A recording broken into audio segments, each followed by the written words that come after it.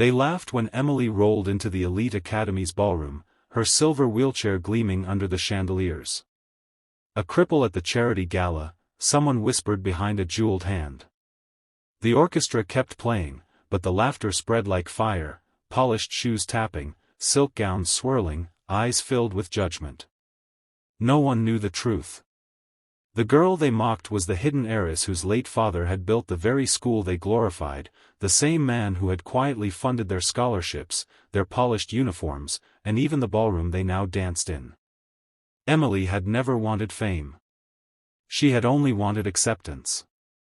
The world had taken her legs after an accident, but it was the cruelty of people that truly broke her spirit.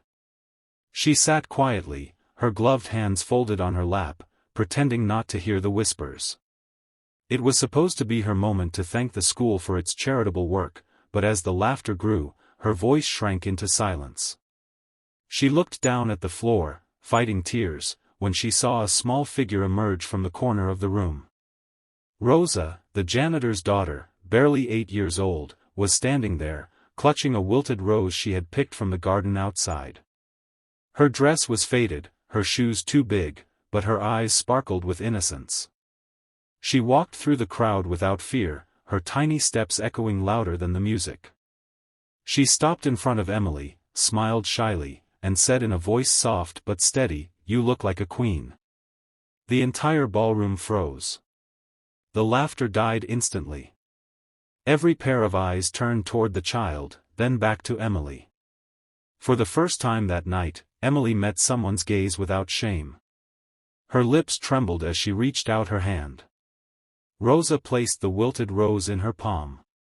Emily's tears fell silently onto the petals, and with a shaking hand, she unclasped the diamond bracelet from her wrist and held it out to Rosa. "Queens recognize hearts, not crowns," she whispered. The little girl's face lit up with wonder. The orchestra stopped playing altogether, and silence filled the hall like a prayer. That moment changed everything. The principal stepped forward, guilt in his eyes. A few teachers lowered their heads in shame. Even the students who had mocked her could no longer meet her gaze. Emily, with her quiet grace, had conquered them all, not with power, but with kindness. The rest of the evening went on, but something invisible had shifted in the air. When Emily left, Rosa ran after her to say goodbye. "Thank you," the girl said, holding the bracelet to her heart. Emily smiled through her tears. "No," she said softly. "Thank you for reminding me who I am." Months passed. Emily rarely appeared in public again. Her health had begun to decline, and though she was young, the years of loneliness and pain had taken their toll. Yet her spirit was calm. Every week, she received letters from Rosa, short, childish notes filled with drawings of crowns, hearts, and flowers. "You're my queen forever," one letter said. Emily kept them all in a small wooden box by her bedside.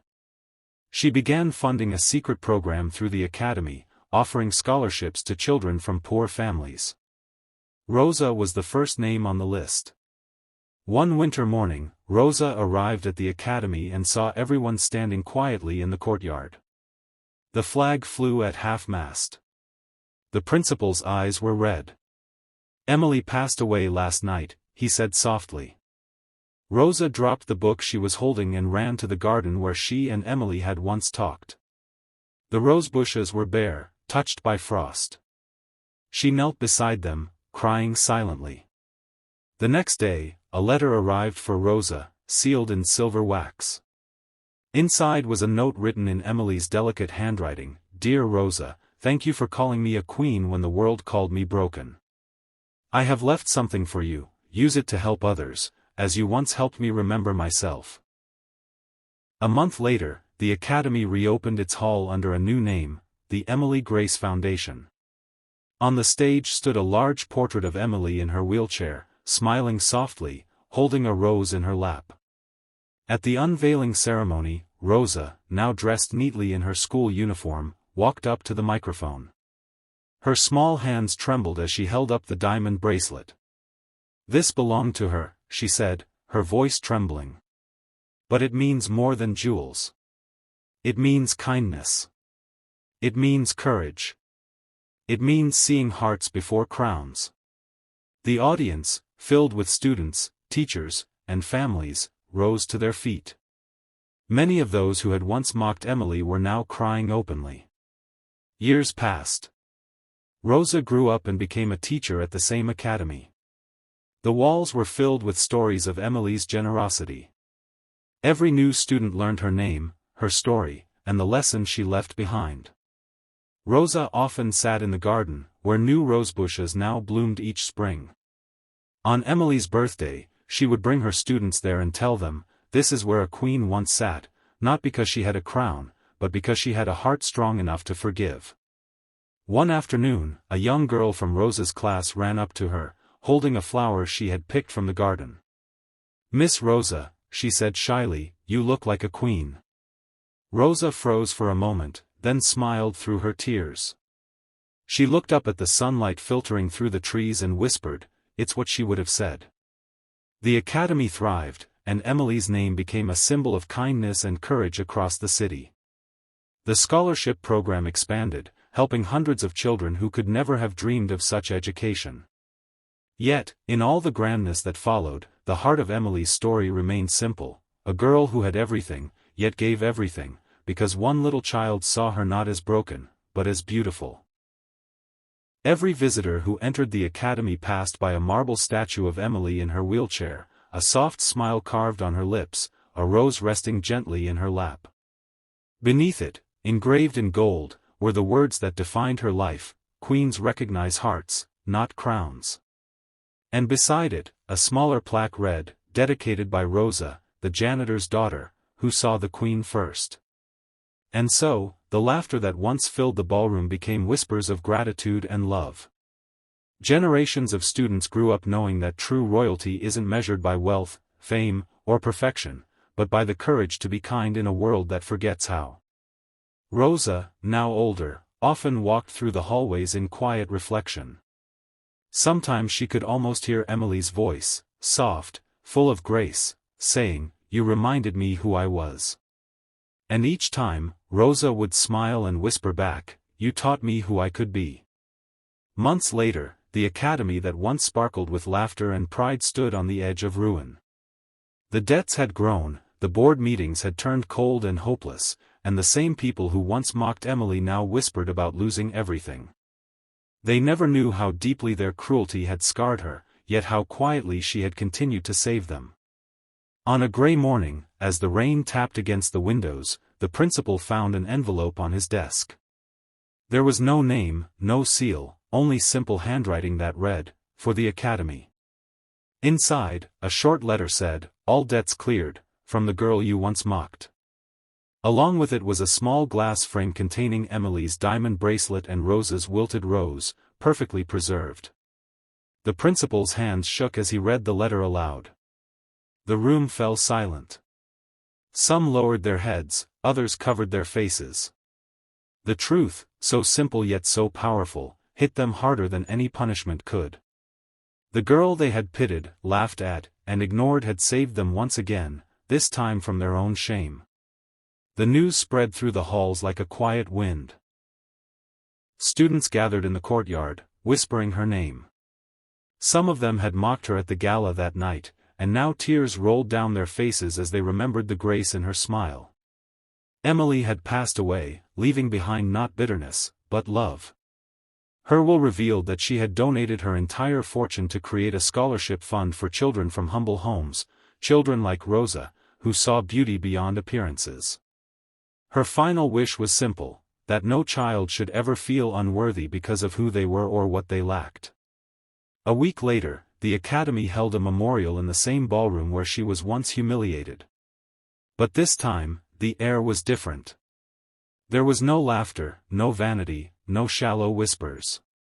The chandeliers shimmered softly over hundreds of roses laid along the stage, each one representing a student whose future would bloom because of Emily's gift. Her wheelchair stood at the center, polished and empty, but it felt alive, like a throne of quiet strength. Rosa walked up slowly, now a young woman, holding a single white rose. The hall fell into silence as she placed her hand gently on the armrest of the wheelchair. Her voice trembled, but her words carried through the hall like a prayer. "You were never broken," she whispered. "You just taught us how to rise sitting down." Many who had never cried before wept that day. Teachers who once turned away from her kindness bowed their heads in guilt. Students who once smirked at her silence now saw the power it held. Even the janitor, Rosa's father, stood quietly at the back, his eyes glistening. He had always told his daughter that angels often walked among people who didn't recognize them, and now, everyone finally understood what he meant. The principal spoke next, his voice heavy with regret. "Emily taught us what it truly means to lead. Not from a place of power, but from a place of compassion. She gave us more than we ever deserved. And yet, she never asked for recognition." He paused, wiping his eyes. "From this day forward, this academy will be renamed the Emily Grace Academy for Hearts. Let every child who enters here know that greatness is not measured by wealth or beauty, but by how deeply one can love." Applause broke out, not of celebration, but of gratitude. It was the sound of people realizing how small their judgments had been compared to the vastness of her heart. Rosa stayed behind after the ceremony, sitting beside Emily's wheelchair long after everyone had left. The lights dimmed, the hall grew quiet, and she spoke softly into the stillness. "Do you know something, Emily?" she said, smiling through tears. "You made me believe that even the smallest kindness can change a life. You gave me hope when I had nothing. Now I'll carry your light forward." As Rosa left the hall, the moonlight spilled through the tall windows, casting a glow over the wheelchair. For a moment, it almost seemed like Emily was there, smiling, her presence warm and unbroken. Years passed, and the world moved forward, but Emily's legacy never faded. Her scholarship fund grew, helping hundreds of children, orphans, janitors' children, kids who had been told they'd never make it. They carried her story like a flame in their hearts. Every year, on the anniversary of her passing, the students gathered in the garden behind the academy. There, beneath the roses, stood a marble statue of Emily in her wheelchair, her hands resting on her lap, her gaze gentle and kind. Beneath the statue were engraved the words that had defined her spirit: "True royalty isn't measured in steps taken, but in hearts uplifted." Rosa became the head of the academy, determined to carry on Emily's dream. She often sat near the statue in the evenings, reading letters from scholarship students who had gone on to achieve incredible things: doctors, artists, teachers, and dreamers. Each one thanked Emily for giving them a chance. Rosa always wrote back, signing every letter the same way: "With love, from the girl who once saw a queen." The city soon began to speak of Emily's story as a legend, a tale parents told their children about kindness, sacrifice, and the strength to forgive. Many came to visit the academy just to see the statue and the framed bracelet and rose that hung in the hall. Visitors often said the place felt different, as if peace lived in the air itself. And maybe it did. One evening, as Rosa locked the academy doors, she heard a small voice behind her. It was a new student, a shy boy with worn shoes and a nervous smile. "Miss Rosa," he said softly, "is it true that the queen in the wheelchair built this school?" Rosa smiled and knelt to his level. "Yes," she said, "and she built it for you." The boy's eyes widened. "But she was in a wheelchair, how could she be a queen?" Rosa looked toward Emily's statue glowing faintly in the moonlight. "Because," she said, "a true queen doesn't need to stand tall to lift others. She rules with her heart." That night, as Rosa walked home, she looked up at the stars and thought of Emily, how her laughter used to fill the quiet corners of their talks, how her eyes carried oceans of unspoken dreams. She whispered a simple thank you into the sky. And maybe, somewhere beyond the clouds, Emily smiled. The academy continued to thrive, not because of money or power, but because of love, the same love that once made a little girl see beauty in a wheelchair, and a broken heart turn into a legacy. And though Emily's body had left the world, her spirit lingered in every corner of that place, reminding everyone who entered that the greatest strength lies not in standing tall, but in lifting others higher.